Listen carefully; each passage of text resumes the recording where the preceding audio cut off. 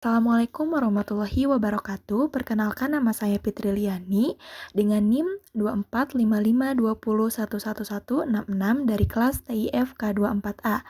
Di sini saya akan sedikit menjelaskan tentang proyek yang sudah saya buat untuk ujian tengah semester pada mata kuliah pemrograman berorientasi objek. Baik, kita lanjut ke kode programnya. Di sini saya telah membuat 5 kelas di mana ada kelas dosen, kelas mahasiswa, kelas main, kelas mata kuliah, dan juga kelas user. Nah, untuk kelas pertama yaitu kelas user, yang dimana kelas user ini berperan sebagai kelas induk. Dia memiliki atribut nama, email, alamat, dan juga nomor HP dengan tipe data string dan juga modifier private. Nah, untuk konstruktornya saya buat seperti ini.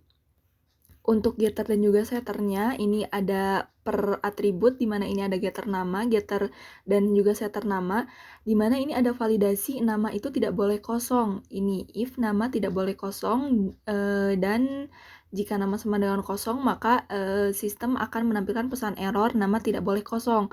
Lalu untuk string Gmail juga ini ada untuk validasinya itu berbeda dengan nama. Di sini Gmail harus mengandung simbol ini. Maka di sini dituliskan bahwa email tidak boleh sama dengan null dan email harus mempunyai simbol ini. Lalu jika email itu tidak valid, maka si sistem akan menampilkan pesan error berupa email tidak valid. Nah, untuk alamat, untuk validasinya kurang lebih sama seperti alamat.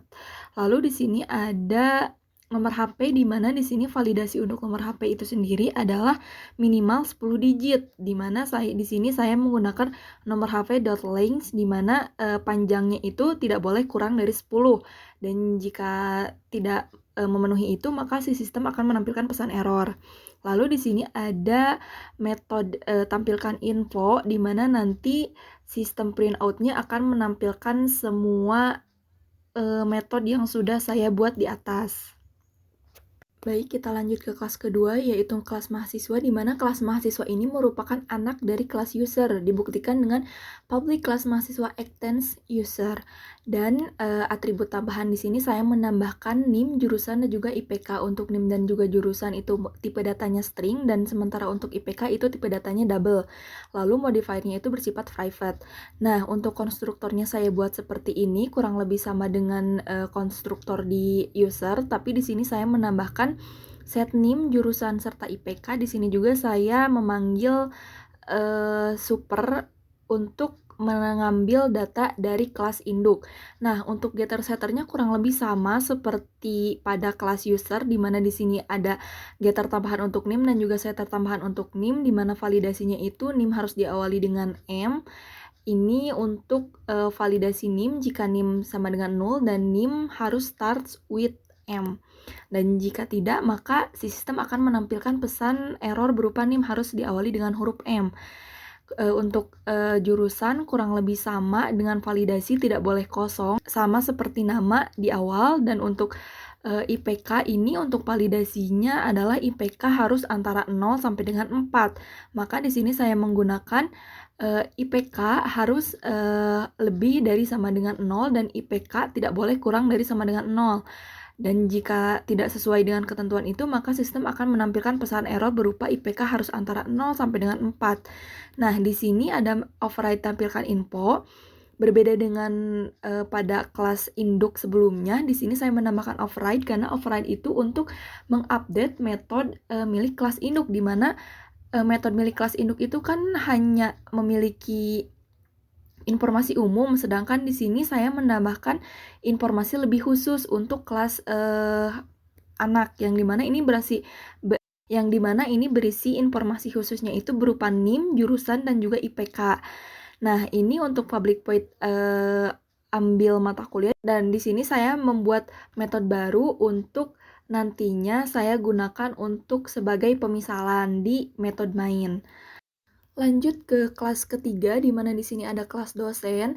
Sama halnya seperti kelas mahasiswa, kelas dosen merupakan anak dari kelas user, di mana di sini ada atribut tambahan berupa NIDN dan mata kuliah ajar dengan tipe data string dan juga modifier private. Dan di sini konstruktornya pun kurang lebih sama juga, hanya ditambahkan set NIDN dan juga set mata kuliah ajar, di mana di sini saya menggunakan super juga untuk mengambil data umum di kelas user. Lalu di sini ada getter dan juga setter, di mana di sini getter untuk NIDN dan juga setter untuk NIDN, di mana validasi untuk NIDN itu sama harus diawali dengan huruf D. Di sini saya menggunakan logika ini, if dan else. Jika NIDN null dan NIDN start with D, maka dia akan menampilkan NIDN-nya. Tapi jika tidak, maka dia akan menampilkan sistem outprint berupa pesan error yang dimana NIDN harus diawali dengan huruf D. Dan begitupun sama dengan mata kuliah ajar, di sini validasinya itu mata kuliah ajar itu tidak boleh kosong. Maka jika itu kosong, maka pesan error akan muncul kembali. Dan di sini juga sama untuk get mata kuliah ajar itu dan set mata kuliah ajar, validasinya itu tidak boleh kosong, yang dimana jika nanti kosong, maka pesan error akan muncul kembali. Nah, untuk override tampilkan infonya itu, di sini ada penambahan data berupa NIDN dan juga mengajar, sama halnya seperti kelas mahasiswa. Di sini saya gunakan super untuk mengambil metode dari kelas user atau kelas induk. Nah, di sini juga saya membuat metode baru di mana public void mengajar yang nantinya akan saya panggil di kelas main. Baik, untuk selanjutnya kita lanjutkan ke kelas mata kuliah, di mana berbeda dengan kelas mahasiswa dan juga kelas dosen, kelas mata kuliah ini dia berdiri sendiri, dia bukan anak ataupun induk dari kelas manapun, yang dia memiliki atribut berupa kode, nama matkul, dan SKS, di mana untuk kode dan nama mata kuliah, tipe datanya itu adalah string, dan juga untuk SKS itu adalah integer dengan modifier private. Nah, untuk konstruktornya sendiri saya buat seperti ini, dan untuk getter dan juga setternya itu sendiri sama halnya seperti kelas dosen, mahasiswa, dan juga user yang tadi. Ini adalah untuk validasi setter kode, di mana dia harus diawali dengan huruf MK. Jika tidak seperti biasa, maka akan muncul pesan error dari sistem. Dan untuk get nama mata kuliah kurang lebih sama, dia tidak boleh kosong, dan jika tidak memenuhi, maka pesan error pun akan muncul. Nah, untuk SKS itu sendiri validasinya itu antara 1 sampai 4, di mana saya di sini menggunakan logika jika SKS lebih dari 1 dan SKS kurang dari 4, maka dia akan muncul. Tapi jika tidak, maka justru pesan error yang akan muncul. Nah, untuk metode tampilkan infonya saya buat seperti ini dengan data mata kuliah, kode, nama, dan SKS. Lanjut ke kelas terakhir, yaitu kelas main, di mana di sini kelas utamanya yang akan menjalankan si program ini. Di sini saya memberi judul simulasi e-learning, karena menurut saya ini mirip dengan e-learning. Nah, di sini saya membuat objek untuk mata kuliah, di mana di sini saya memanggil kelas mata kuliah, dan ini saya membuat nama objek MK1, dan saya mengisi parameter untuk kode, nama mata kuliah, dan juga SKS. Nah, untuk objek dosen, saya membuat objek dosen 1 dengan memanggil kelas dosen. Di sini saya membuat nama, email, alamat, nomor HP, NIDN, dan juga mata kuliah. Nah, di sini juga membuat objek mahasiswa. Di sini saya memanggil kelas mahasiswa dengan membuat objek MHS1 dan juga mengisi parameter dengan nama, email, alamat, nomor HP, dan juga NIM, jurusan, serta IPK. Nah, untuk tampilkan info, saya di sini menampilkan info mata kuliah 1, tampilkan info. Dan untuk sistem out println ini saya sengaja membuat sistem out kosong karena untuk spasi agar terlihat lebih rapi. Dan untuk ini saya membuat tampilkan info untuk dosen 1, untuk objek dosen 1. Nah, untuk ini info mahasiswa juga saya panggil.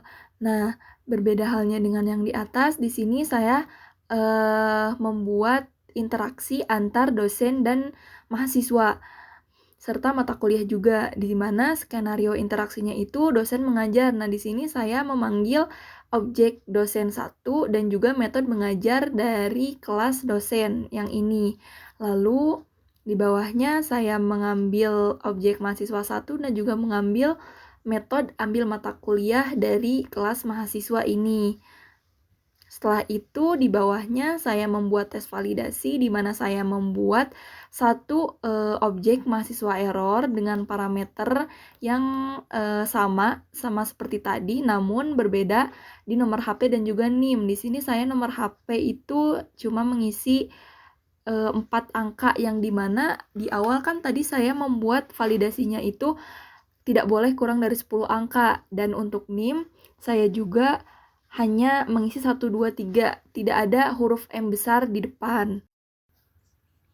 Baik, untuk outputnya itu sendiri adalah jadi seperti ini. Nah, di mana output ini itu yang pertama ada simulasi e-learning. Di sini ada data mata kuliah di mana kode mata kuliahnya itu MK001 pemrograman berorientasi objek. Ini untuk data mata kuliah dari kelas mata kuliah. Dan ini untuk data user di mana dia itu dari nama sampai dengan nomor HP dia merupakan milik dari kelas user, dan NIDN sampai mengajar itu dia milik dari kelas dosen, turunannya dari kelas anak. Nah, untuk data user yang kedua ini ada data user mahasiswa di mana nama dari nama sampai ke nomor HP itu merupakan data dari kelas user, dan dari NIM sampai dengan IPK itu merupakan data dari kelas anak mahasiswa. Nah, untuk interaksinya ini jadi seperti ini dengan tadi semua metode yang telah saya buat. Lalu untuk tes validasinya itu tadi ketika saya memasukkan nomor HP tidak sesuai dengan validasi di mana kurang dari 10 digit, maka pesan error muncul. Dan NIM juga tadi saya tidak awali dengan huruf M, maka pesan error pun muncul. Mungkin cukup sekian penjelasan dan juga demonstrasi dari program yang sudah saya buat. Kurang dan lebihnya saya mohon maaf. Terima kasih saya ucapkan atas segala perhatiannya. Wabillahi taufiq wal hidayah. Wassalamualaikum warahmatullahi wabarakatuh.